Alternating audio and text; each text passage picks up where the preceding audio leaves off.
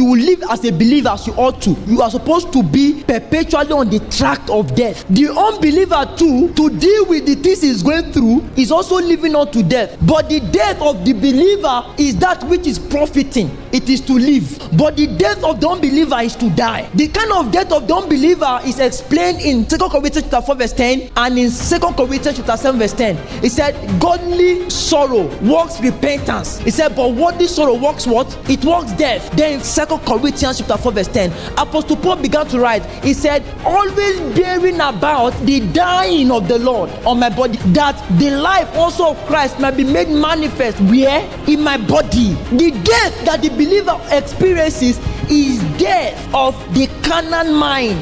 By the renewing of the mind, that keeps dying. And sometimes it costs us a thing. It might be time invested in staying with God, but there is a cost. But that death is so that we can live. But the unbeliever fills himself with drugs, alcohol, to numb himself from the pain that is within. But the more he does that, the nearer he is to grave. That has an impact on his flesh. They write it on the packs of cigarettes. Smokers are liable to what? Die young is there. But the death that the believer undergoes is so that he can live longer.